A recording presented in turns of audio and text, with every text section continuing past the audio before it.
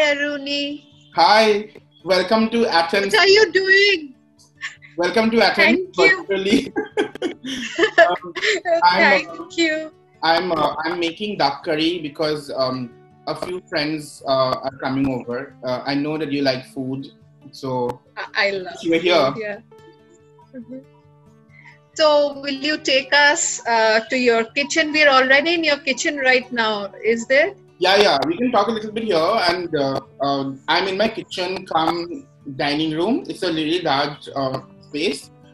Actually, I do have a place where I actually can read and write. But over the years, I have realized that because I cook so much and I cook everything from scratch, so what has happened is that my dining table, which is a very large, like wooden table, and it has become my workstation. It has like books everywhere, papers everywhere. It's a huge writing desk. It's a huge writing and reading desk. Actually, it's a dining table for about 6 to 8 people. But I'm the only one who uses it. But the funny thing is that, despite the size of the table, you eventually end up having like this much space to write anyway at the end of it. I clear it up every 6-7 months, and I still after 1 month have this much space. So it's really funny. This is wonderful, particularly because it reminds me of Anita Desai's, quote unquote writing table, which used to be, I think, continues to be her dining table. And I really like that, a male writer, is using or has appropriated the dining table as a workstation, something that women writers, I hate using that term, something that women have been forced to do for a long time now. So congratulations on that. Welcome to the kitchen. Welcome. Thank you very much. I'm deeply honored to be part of this long tradition of using dining tables as workstations. It should be a literary movement. Okay. It should be. Just tell me something, the duck curry that you are going to prepare. Because of our shared interest in food, tell me something about this duck curry, its relationship to you, to Assamese cuisine, and possibly to Assamese food history. I'm very interested. In Assam, people make duck curry for anyone who they think is a special guest. So if you had literally come here, I would have made duck curry for you. And people in Assam, we make duck curry with all kinds of things. Like I'm making a very basic one with potato. It's almost done. Potatoes and duck curry, but with the traditional regular spices that you have. I can tell you the recipe if you really want to know. But we also make with Joha Kumura, Hill Kumura. These are different kinds of gourds. I think the Hill Kumura, I don't know what is it called in English, but these are basically gourds of different kinds, okay? And the difference between the Joha Kumura and the Hill Kumura is that the Joha Kumura has a smell, very fragrant smell. It's like jasmine rice, and it has less seeds, and the peel is very, very hard. The outer layer, and but the other one is not like that. That's the only difference basically. We also make duck curry with banana flowers. It's a very, very common thing to make duck curry with banana flowers with green papaya. What else? We also make duck curry. I think some people make duck curry also with lentils. It's matima, those green lentils that we have, right? Yeah.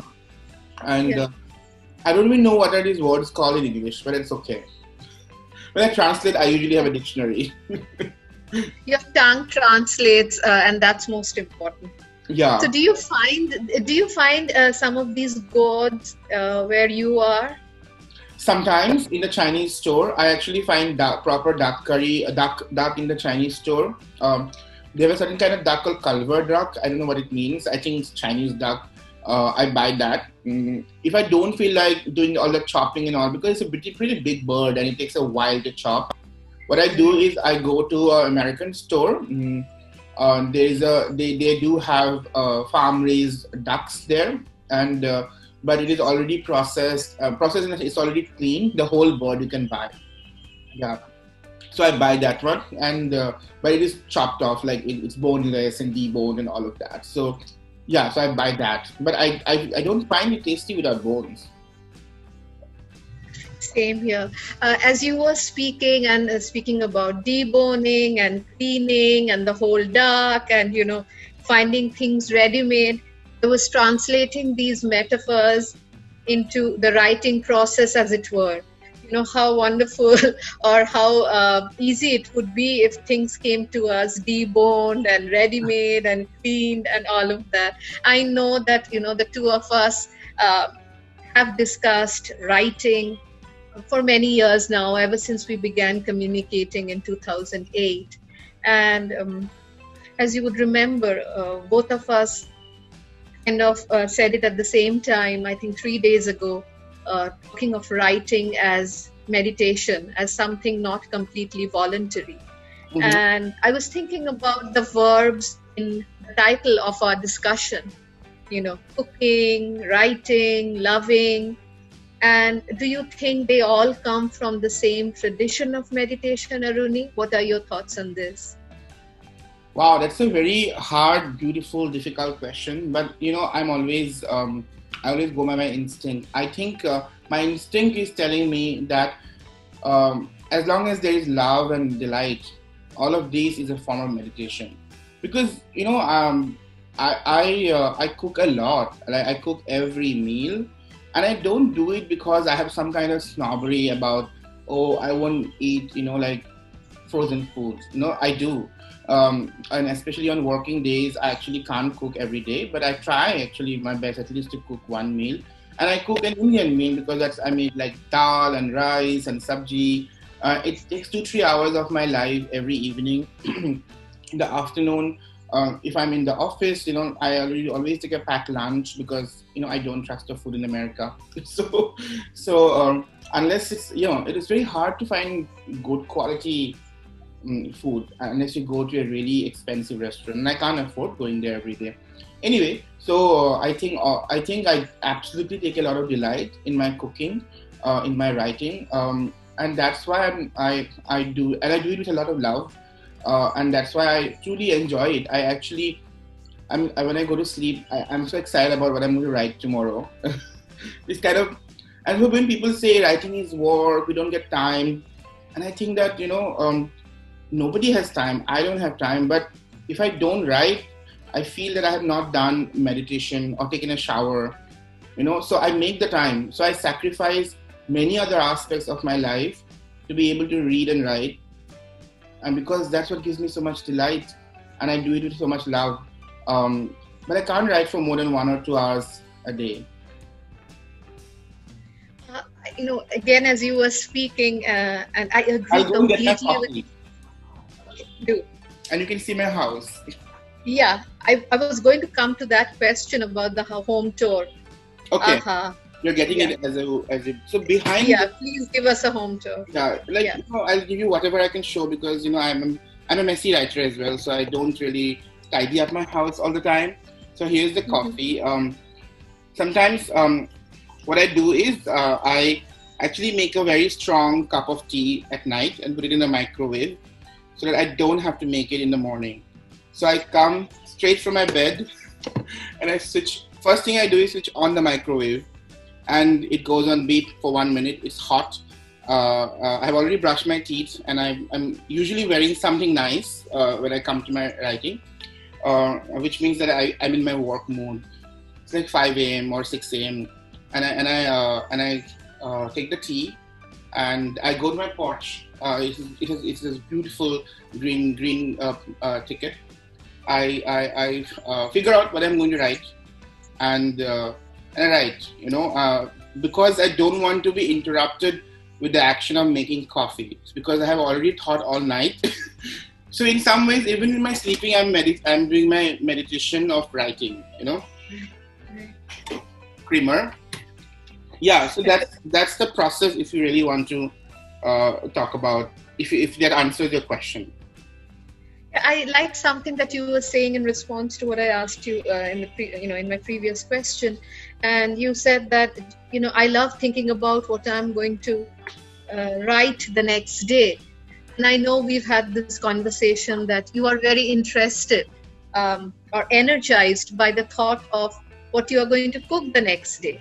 Yes. So I think this kind of expecting something new to happen, something magical to happen with the cooking and the writing, I think that also plays out in terms of metaphorical analogies. And I also want to say I want to thank you for giving us this home tour.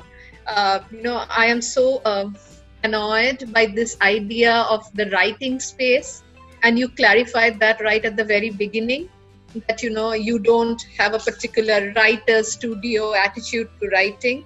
So please show us all the messiness that you manage to cover with your Zoom background when you do online sessions. So here is basically when I have to record a Zoom session, I record it here, and because this has like a nice kind of background, Just interrupt you for a bit. For our viewers, that's a copy of Aruni's book, His Father's Disease, his collection of stories. Actually, yes. It's not a copy, it's a memento. Can you see? It's so lovely. Okay. So my publishers made it for me, and they said that you should have a memento. Apparently, they do this I hope they don't do this for everyone, but even if they do it for everyone, I'm okay. With it. So I felt very special. And they sent it to me, couriered it to me to the US. It was so lovely to see that. So I always keep it here. Show us more of your home if you can. I like this space a lot. This is where I. The duck curry. Sorry. Yes, I'll show you the duck curry. I'll show you the duck curry. Cooking is covered. Well, this is. I'm going to take you to the porch. Okay, so this is the porch, one of my favorite sections in the house. It is like this. This is the porch, and as you can see, there's this beautiful background here, and I absolutely love it. Usually Georgia has mostly warm weather, but I think around say September you can actually start sitting in the porch till actually even December, and December, January, February gets really, really cold. Yeah. But otherwise you need a porch if you live in Georgia.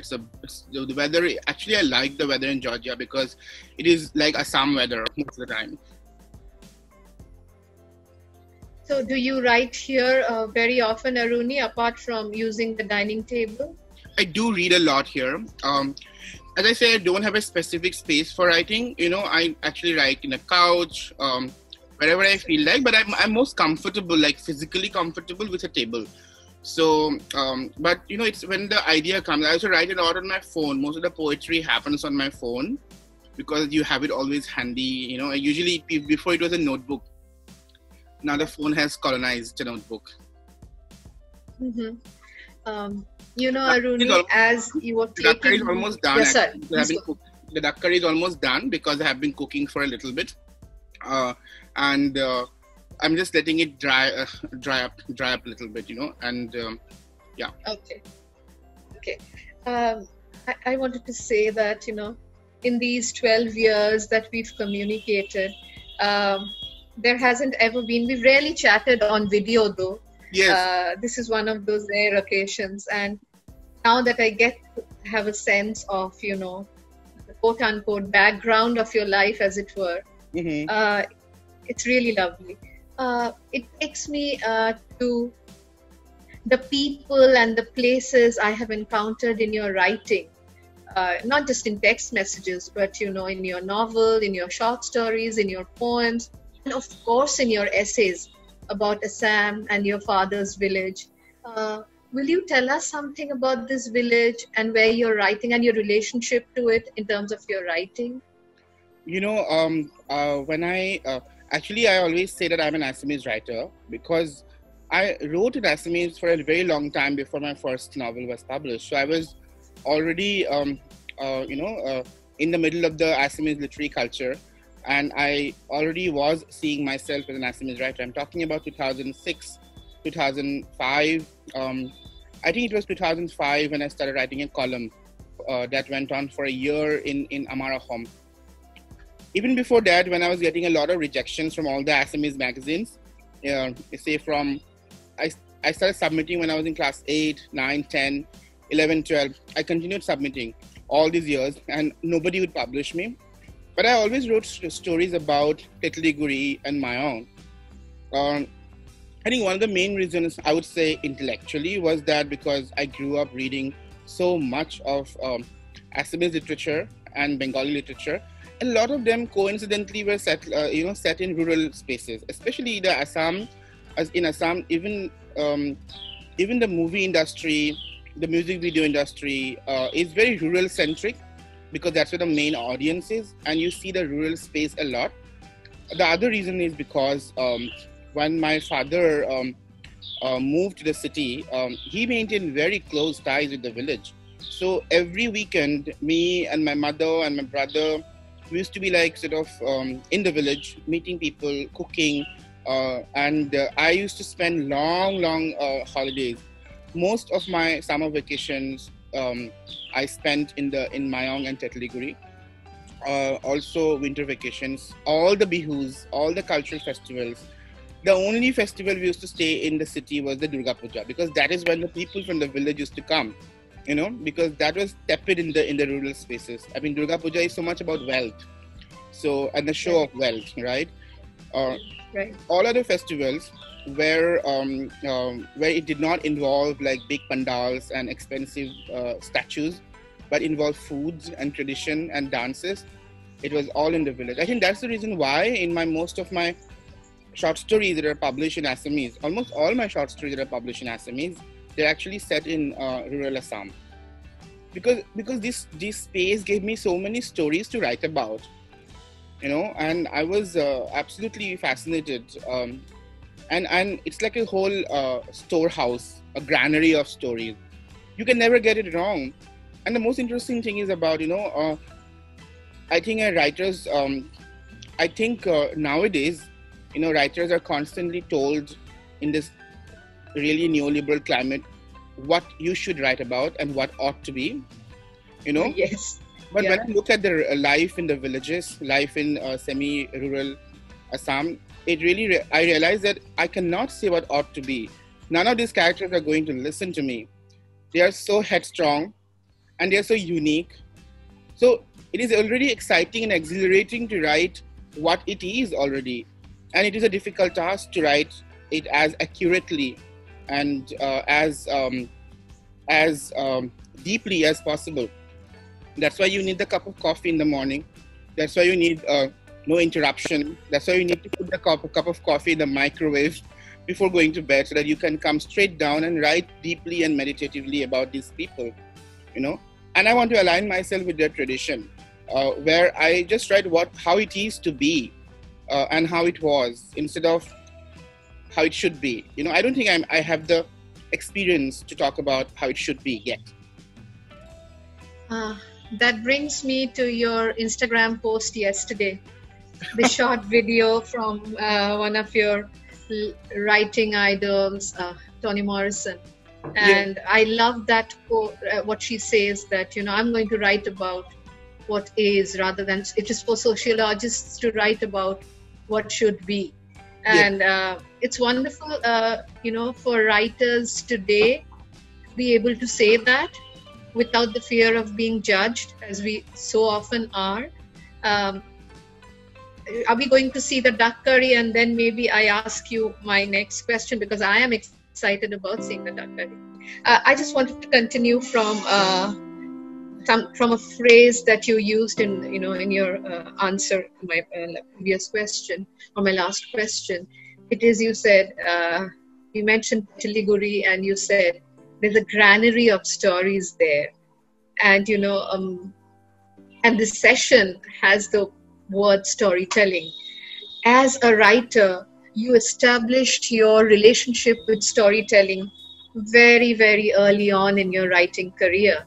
Your first novel is called The House with 1,000 Stories, after all. And when you said granary, I was thinking of thousand and how the adjective has changed in that sense. This is a question that has come to me many, many times, and I've never had the opportunity to ask you this. When you gave it this title, The House with a Thousand Stories, what were you thinking of in terms of your relationship to storytelling? Why did you call it A Thousand Stories? And for readers who might not have read the book, if you could just introduce the book in some way that you want to. Yeah, I literally call the book House with a Thousand Stories because I think every house has a thousand stories. I think every character's heart is a graveyard for multiple novels. Everyone carries that in their heart, multiple stories. I think that is the reason why I called it The House with a Thousand Stories. And I think this is probably a little difficult comparatively to experience and come to the conclusion if you grew up in a nuclear family.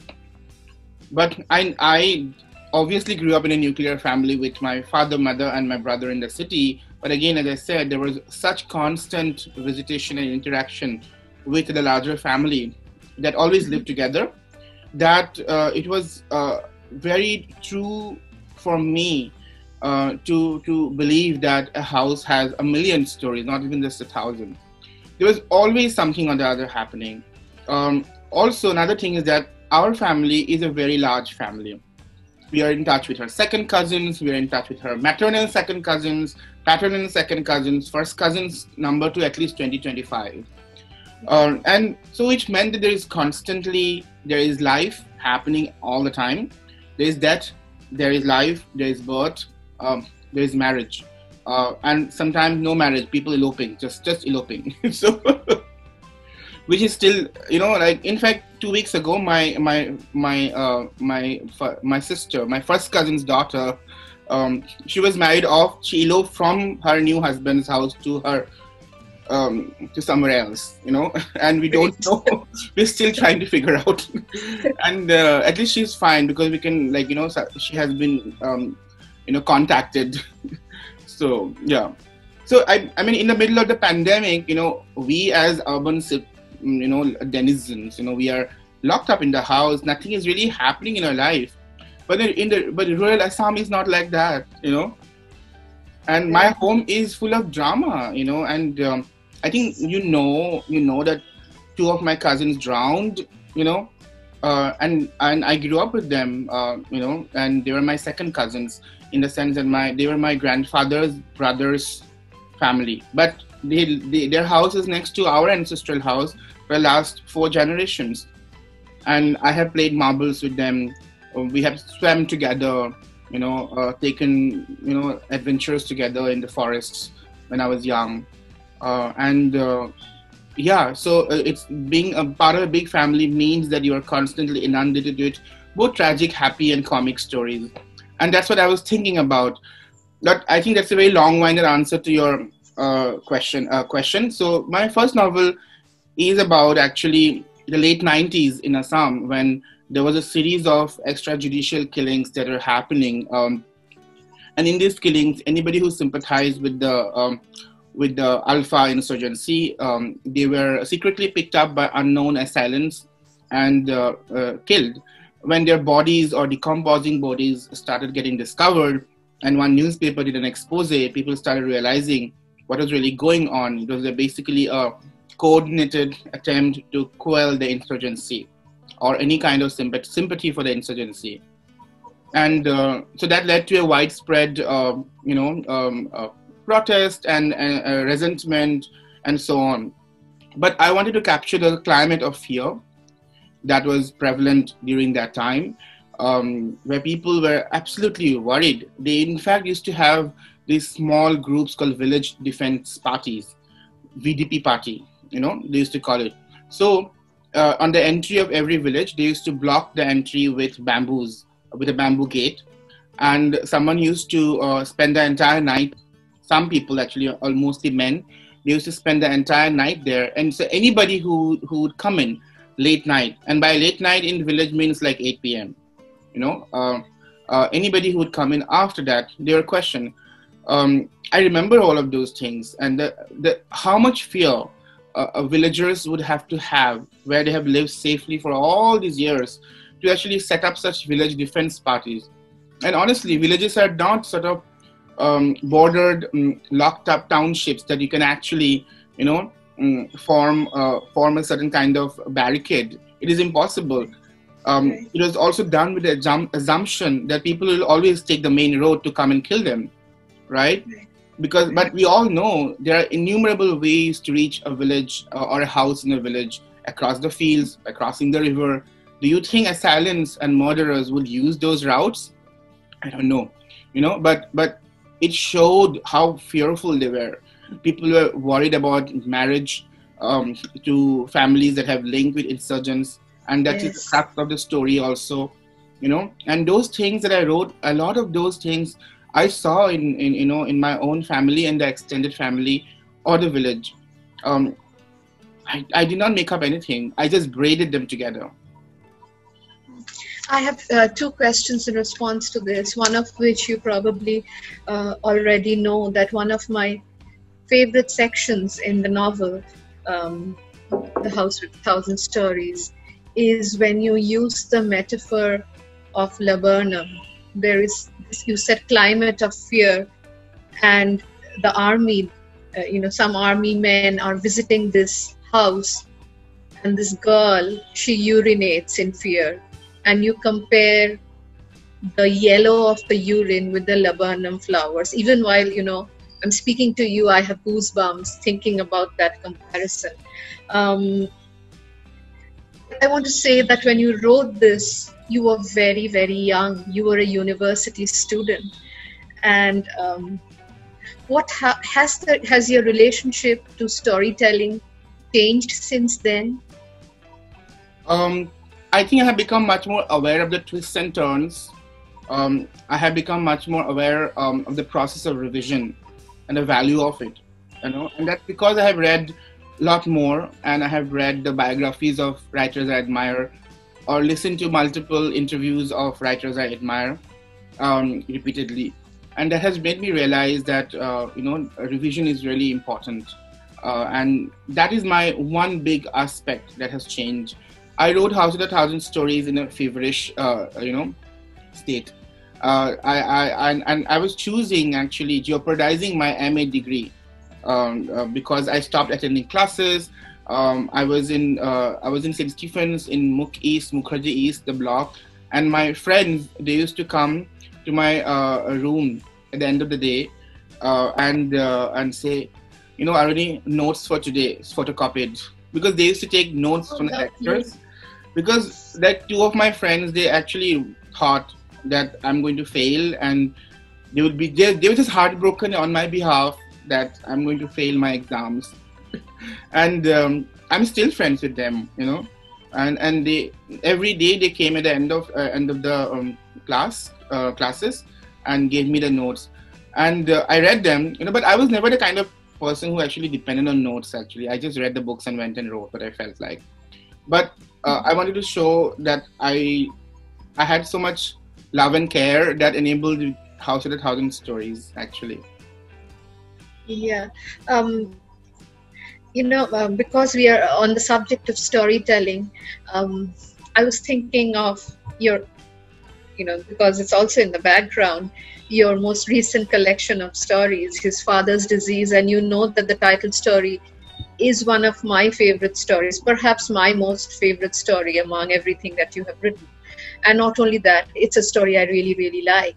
And, having read it a long time ago and having lived with it for so long, for people who are watching and who are looking at you as a writer who could give them advice, as it were, what would you say in this about this relationship that storytelling has, or the difference storytelling has in relation to the novel and the short story, and in the process, Tell us a little about these wonderful stories too.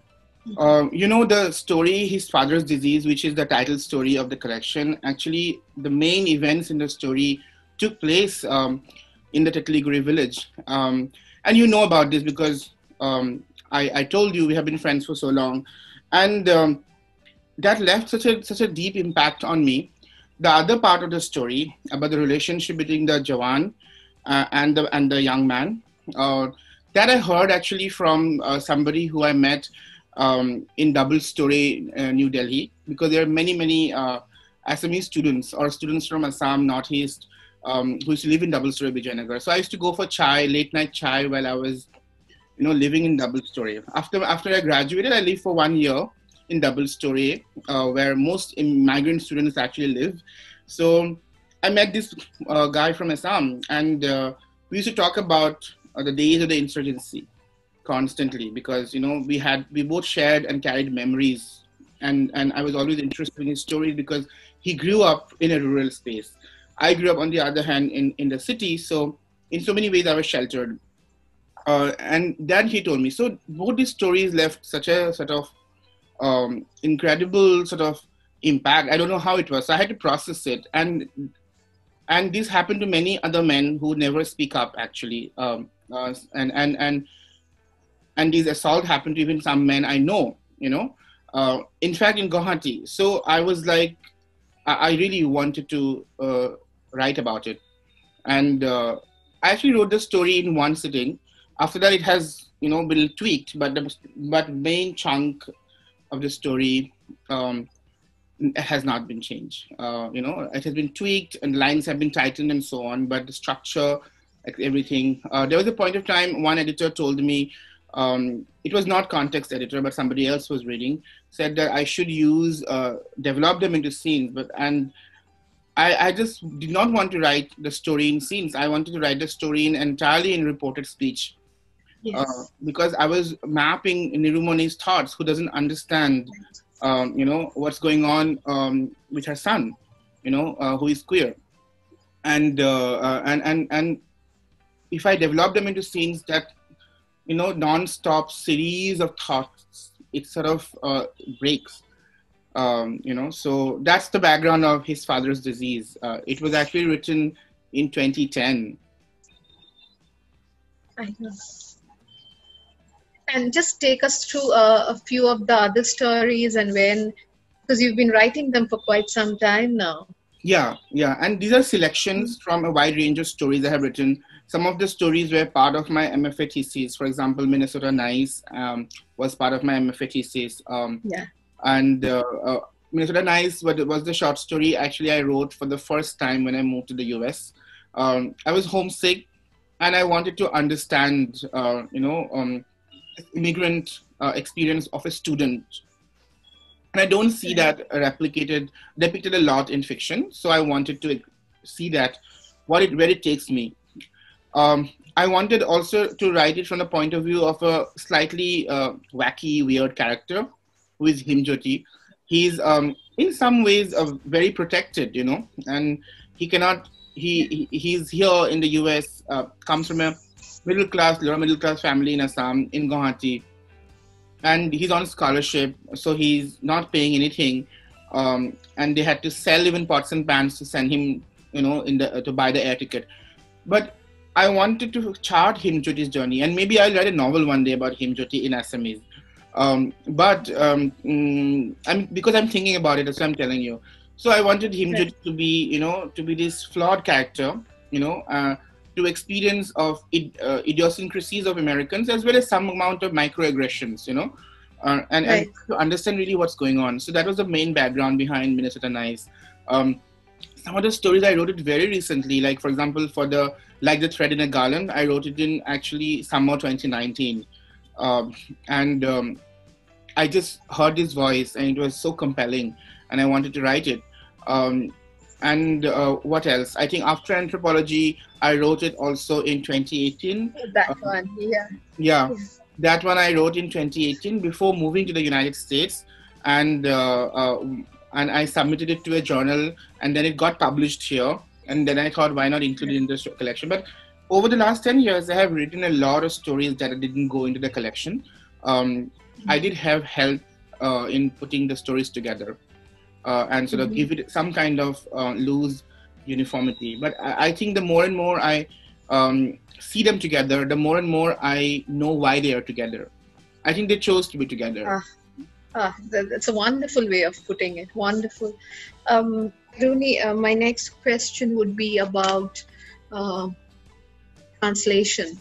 The Indian English writer or the Indian writer in English is at first a translator, because we are always translating between languages, from one language to another. Even to be an Indian is to be a translator, I think. I mean, that is how I would think of the Indian identity. I know, having known you for all these years, the translation that is at the heart of your ambition as a writer. It has always been. And, so I can say the same for your bilingual, ambition to be a bilingual writer, that you are not going to give up one for the other. In fact, your novel in Assamese came published last year, in what used to be called your Shonka, around that time. I know we don't have enough time, but would you just tell us a little about the anthology that you have edited and what propelled you to do it? The anthology, How to Tell the Story of an Insurgency? Yes. The anthology has been in the making for a very long time, and HarperCollins was very kind enough to offer a contract when I approached them first. In fact, the introduction was made by you, if you remember, and I'll always be grateful for that. You introduced me to Ajita, and Ajita commissioned the book. But I have had a pretty peripatetic life since then, and also some personal tragedies have happened in my life. In between, also the authors, the authors went on to publish books, and so I was still looking for translators. Some people I lost contact. So it's been a while. It's been a while since a book was commissioned.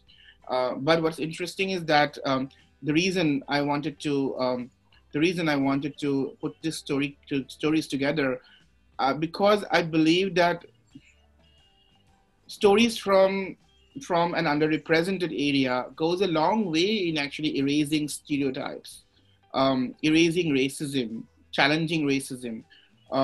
And Assam is one of the most racialized, militarized, and misunderstood regions. And at that point of time, I used to probably think more of myself in a representative way. I've stopped, by the way, and I'm happy to talk about it. And I think that, oh God, I must do this as a service to Assam. And I used to think that way. Those were the initial motivations. But I was also young and stupid, because I thought that I could take up the burden of representing such a complex region. And I don't think any writer should take up that burden. So I discarded that burden long ago, and I feel very liberated. But yes, will I support writers from Northeast forever? Yes, I will. Will I always translate when I can from Assam because these writers need to be widely known?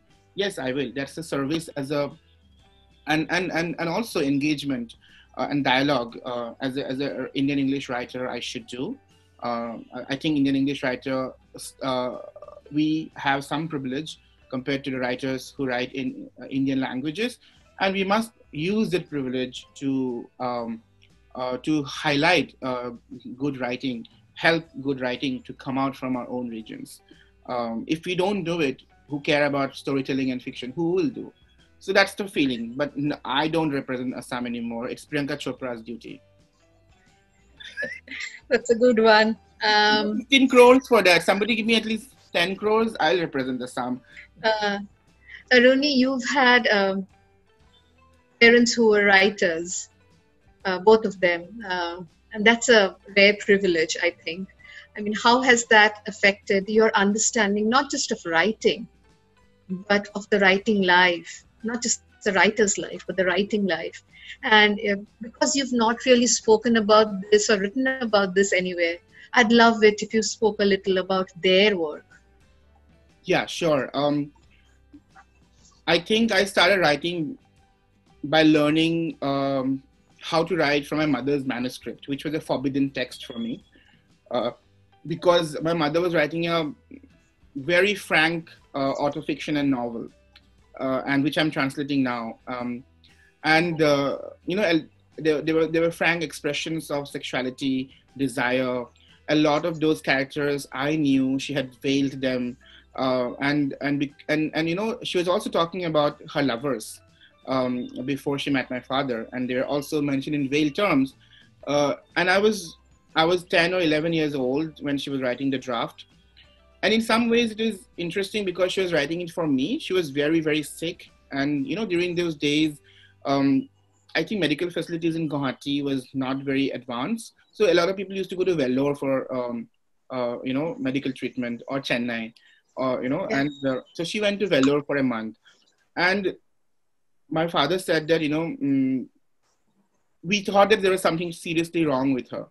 And my father gave her a notebook in Vellore and a pen and said, you should start writing, because you have had such a hard life, and you know, you have survived so much, you have fought so much from poverty.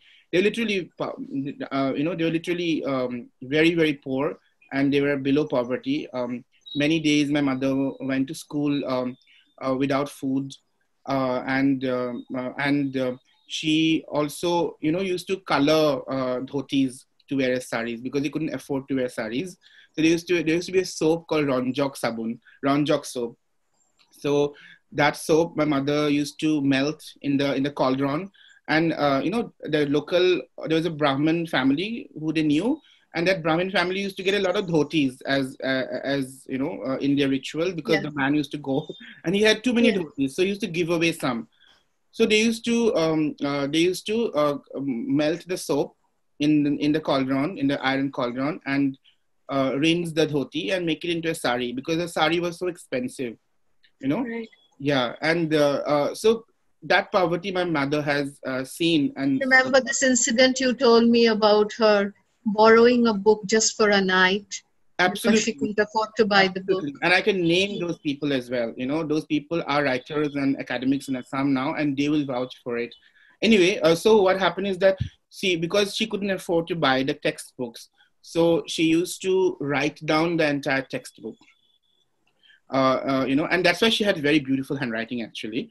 Well, there was once a point when she needed a textbook from a person who I still call Mama, and this person would go on to become a published poet in Assam and continue to publish a lot of poetry collections. And this Mama said that, you know, Dipti, you have to come very soon, because I have already promised my this year's you know, textbook to somebody else. And she said, I just need to note it down. So there was no way to go there. There was only way she could go was by walking. It was 7 miles. So she walked from her house for 7 miles, reached his house, walked back 7 miles, and stayed awake the entire night, you know, copying the whole book from cover to cover. And next morning she walked back 7 miles, gave the book to him, came back 7 miles, and slept for 18 hours. But that was the only chance she had to actually keep the book. Otherwise, he would give it to somebody else, and then Right. she would have to buy a new book, and she couldn't afford it to buy a new book. So, so my mother writes about all of these things, and in her first novel of struggling poverty, of doing well in academics, and how academics in the in a certain, I think, post-colonial India, you know, where academics was the only way for class mobility, I think, you know. And Right. she talks about the women's Right. movement in rural Assam, where she was a part of. She was part of the many progressive writers movement. All of these, the character Tora talks about in the novel. And I know it's her because it is an autofictional novel. I can Right. recognize who is who. So that book, reading that book in manuscript stage was a very profound, you know, influence in me. I learned how to write fiction. I think that's told me one thing is that has always stayed with me, and I think I always do, is that writing is about writing what we see. as much, as artfully, as beautifully as possible, you put it on page and give it coherence. And writing is never about what should be. Ashapuna Devi, who we both love, and who is one of my favorite writers, she says, Ami ji dekhichi tai likchi. She's not trying to say this is what it should be. And I think the current reading of fiction, especially on social media, is constantly telling us this is what it should be. And that is a reduction of literature, that is flattening of literature, flattening of fiction, flattening of storytelling. And that's why I put up the Toni Morrison quote yesterday, because, the current conversation that is very neoliberal and very shallow constantly tells writers what they should write about instead of writing the reality, which is messy. And that's what should be reflected in fiction. Even in the messiness, there will be coherence, and our duty is to give it structure. Absolutely. My father actually has written many more books than combined than me and my mother, because he publishes a book almost every year. I have not read all of them, but they are very well-researched books on Assam's history, politics, culture. And he's also a translator, right? He's also a translator. He has translated Bangla books, Sukumari Bhattacharya's book actually, to Assamese. And he continues to write columns, continues to get angry messages on his WhatsApp and phones from people who disagree with him. These are mostly conservative people. And I can't tell him what to do, but I think that's the way I worry about the safety of a writer who is outspoken in India. Not just about for him. I worry for you. I worry for all my friends. I worry for all my friends who believe in progressive ideas and are outspoken about them in India. That includes my father. That includes anybody else I know. But that's why I say I can't tell him what to do, because it's the constant worry. God knows what's the threat he's getting today, when this is published. Yeah. But this is where we are. Okay, so we are back in the kitchen now, and the duck curry is ready. We spent a lot of time together, Sumana Di. I wish you were here, but I'll eat an extra piece of duck for you. Can you see it? It's lovely. Yeah. Yeah. Okay. All right. Yeah, I wish I was there, and I wanted to say that because you are such a firm believer and devotee of narrative. It's been structured like a thriller. We've been talking about the duck curry, which never seems to come, and almost like a thriller, it comes at the very end. So I really wish I was eating this, and please give us a recipe. Okay, yeah. So for you and everybody else, you can cook the Assamese style duck curry with gourds, with banana flour, or with potatoes. You can make a gravy or a dry fry. So what I made today is a gravy with only potatoes. So I do something really different than other people. When I bring the duck, I chop it off a little bit, and then I actually roast it very mildly in the oven in 400 degrees Celsius. So in our village, what we do is we actually burn it. We actually, we actually wrap it in banana leaves and burn it a little bit. So it kind of releases the oil and the fat a little bit, and it's like, say 25%, 20% done. Okay, then you take it out and then cook in the pan. So with ginger garlic paste, lots of onions. I use red onions here. There's a salmonella outbreak, but the way we cook Indian food, there's no salmonella is ever left. So I use red onions, like 3 large red onions, 2 tablespoons of garlic paste, 1 tablespoon of ginger paste.